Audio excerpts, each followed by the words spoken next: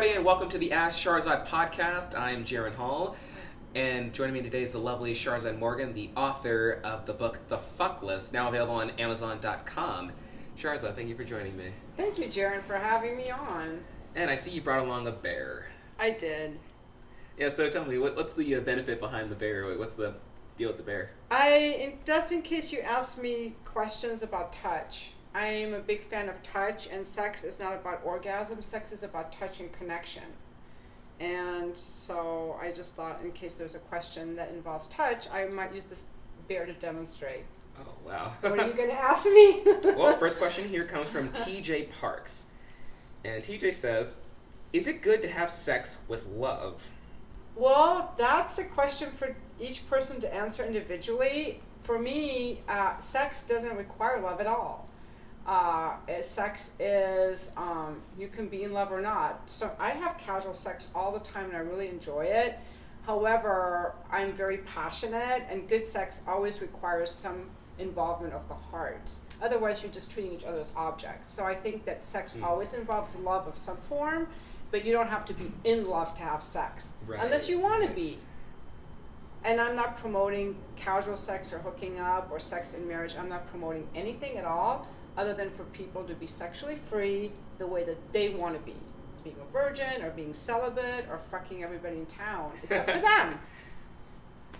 Oh, I agree. Okay. Now this question here comes from Denise Riddle on Twitter.com. She says, hi Schahrzad, I saw your book, love the cover. What is the most compromising sex position you've ever been in? The most compromising sex position? Or the most interesting sex position you've ever been in? I don't know. That seems like a question a man would ask, actually. Men always want to know what's my favorite position. And I don't really want to answer that. It's personal to me. I can say that I like, well, in the interest of being open for this interview, I'll say, although these kinds of questions are very personal to me, I like to start out on top because I get really good angles that way. And I like to get warmed up when I'm on top. I find that a lot of guys that I hook up with, they like to do me doggy style because of my nice ass. And I don't like that position very much. It's very impersonal to me because there's no skin on skin and face contact. And also, I think that my vagina feels shorter, so it's easier to hurt me. Right. So I don't enjoy that as much. I was worried that they're going to hurt me, even if their penises are just average length. Unless I'm super warmed up, and then I can take it really hard. Do you want to know all that? Are you hard right now? I don't know. You want to check for me? Because I'm a little turned on, to be honest. Oh, no. I'm kind of wet right now. Is it okay to tell you that? Oh, no, that's perfectly fine. I mean, in the interest of being open, now this actually raises a question for me, personally. So, you were saying that, for men, that's usually a question that they would ask. So, I know as a man, should we ever be embarrassed, to say what positions that we like? I mean, does that ever, as a man, if I were to say that to a woman, how would that make her feel? Do you think that would make her maybe feel, maybe uncomfortable? Or do you think maybe she would feel, less inclined to do that since I said that's what I like? Or, as a woman, how would you feel if a man, told you what he liked? When I don't know a man, I don't want him to say anything about sex to me at all. Well, when I know him and we're together, then yeah, of course I want to know. I don't like it when men send me penis pictures, or when I was on Tinder, just meeting guys to hook up with. I don't like it when they send me penis pictures. I don't like it when they ask me what's my favorite position. Those are all things that objectify me. And I, as a woman, the way to get to a woman is through her heart and making her feel valued. I want to know that the guy's into me, and that's going to make me want to fuck him. And I'm very open, so a lot of my friends are even more they only will have sex if there's romance and a relationship and all of that. But even for me to just fuck a guy, he has to make it all about me and be into me. And here's another thing I want to say. Men can masturbate to a picture of a woman's body part, okay? A woman's never going to do that. We don't look at pictures of penises to masturbate, believe me. We don't do that. We don't even look at pictures of guys' faces to masturbate, okay? But a guy will look at a picture of a woman's pussy and masturbate and get off on it. So like that's the difference between men and women, you know, like for a woman, the context matters. And I always tell people to get to a woman, you want to approach her through her heart. And when I'm coming on to a woman, all I do is I compliment her on something on her looks, and just like she breaks out in this wide smile and I've got her. You know, like you want to appreciate and value the woman, and that's from the inside out, and then you can talk about the sex and the body. It's really important. Oh no, you're absolutely right. So definitely complimenting them on like their appearance, or just complimenting them in general. That's the best way to maybe make the experience for both parties, make it better. Yeah, and it has to be something genuine. Like, don't make something up. Find something about her that you like and tell her that. And a woman needs to feel valued, and she needs to trust you. So, like, a guy just asking me about my position, I'm going to be like, get lost, fuck you. I don't want anything to do with guys like that. The guy know how to talk to me. Right. Yeah. All right. This next question comes again from TJ Parks. Is it good to love with sex? What does that mean? Is it good to love with sex? You mean if you love someone, should you fuck them? I think that's what I believe that's what he meant. Well, he actually goes on to say, is it good to love with sex, or is it good to have sex without love? I think that's a personal, individual choice. Yeah, I mean, it's like when they say after you get married, I mean, that's the time to have sex, but I mean, obviously, over the last several hundred years, I mean, that's been a skewed value. I mean, I know anybody in my own age, oftentimes, they're always, talking about, oh, this sex was great, or I had sex with this person, and this was that, and blah, blah, blah. I'm thinking, well, isn't that kind of demoralizing what sex is? I mean, isn't it supposed to be like a valued, like, thing to do, after you found that right person? Oftentimes people will say, like, oh, no, having the right person, I mean, how do you know, like, when that time is, or, like, how do you find that right person? Like for you personally, like, when you are told to find that right person, like what do you look for to know that is the right person? There's a huge, I can have really good sex with guys I would never date. It's separate. Right. So, like, the sphere, imagine all the people in the circle, and I can have really good sex maybe with 20% of them, but I would only date maybe 1% of them. So the men I would date are a subset of the men I would fuck. I don't really think that sex and relationships go hand in hand unless you want them to. It's a choice. They don't have to. It's just some religion decided. Who are they? It's just a book written by people.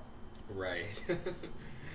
God didn't write a book. I mean, God can't write books. He has no form, So it makes no sense that God wrote a book. It doesn't even make sense. Yes.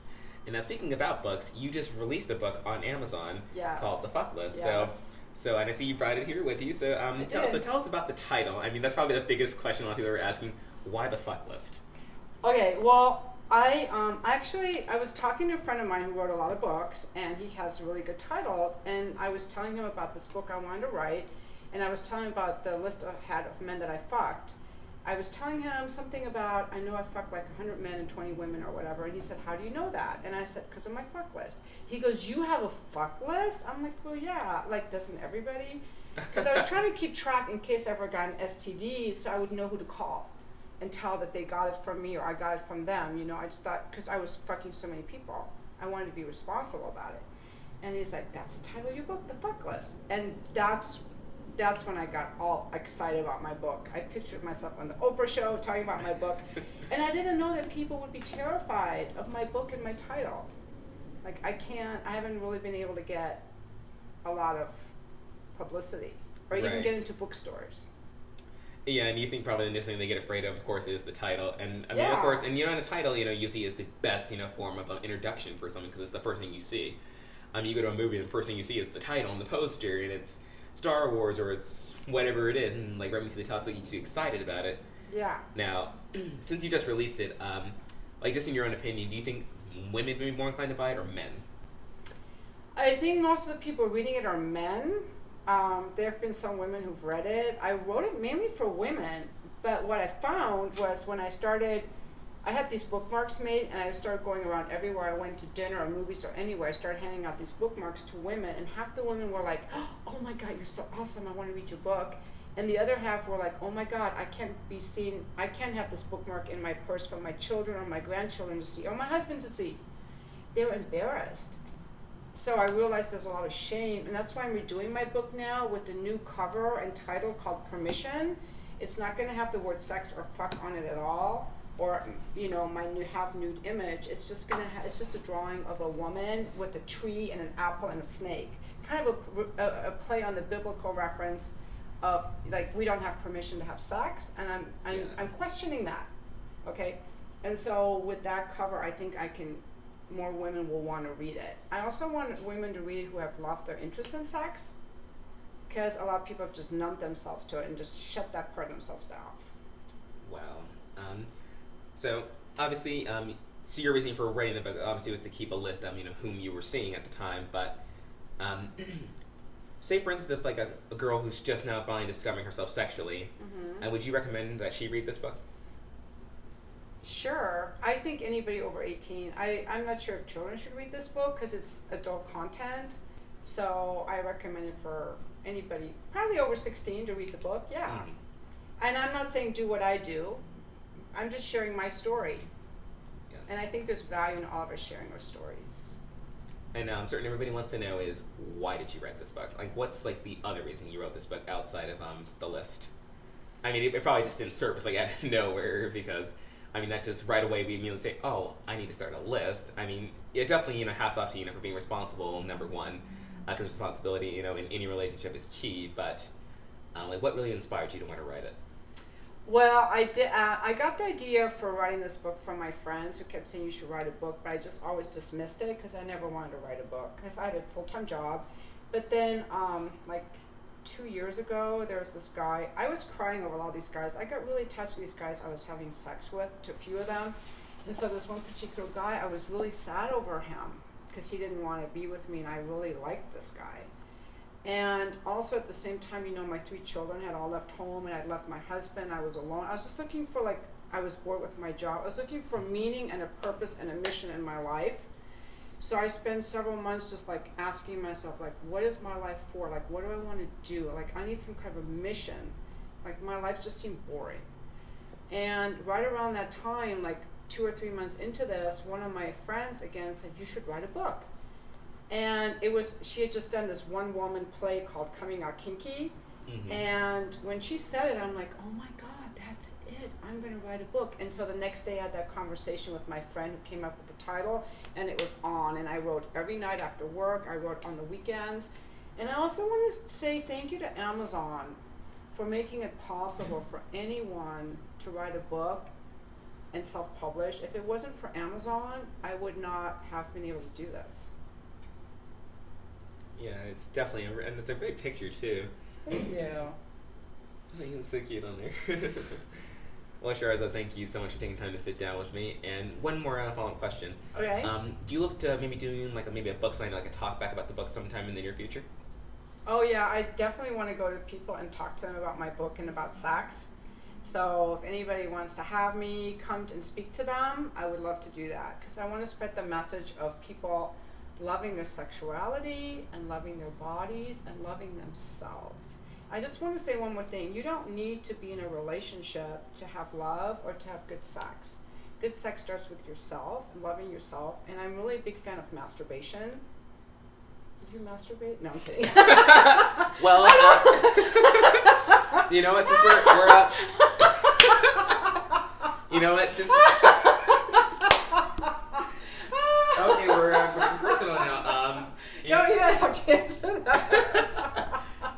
Oh, we're on the air, but in the interest of being honest, I've been asked that question once before, and it was actually by a guy once, because he was making the proclamation saying, "Hey, are you still a virgin?" And I made those decisions. And I said, "Oh yeah, I'm waiting, waiting for that right person." I'm like, "How do you know?" They asked, "Do you masturbate?" I said, "Of course. Who doesn't? I mean, you gotta." Nobody loves you better than you. That's always been my opinion. Sure, your significant other could always love you more than you, but let's face it, only you really know what you like. And religiously, yes, twice a day, once in the morning and then once right before bed. I love it. Twice a day. Well, some people don't. I actually have met men who don't masturbate. Mormons, especially. Oh, those must be some very unhappy men. Yeah, I don't know. Well, I think they gotta go get themselves a copy of the Fuck List, available on Amazon.com. Thank you, everybody, for watching, and we'll catch up with you all in next time. Cheers.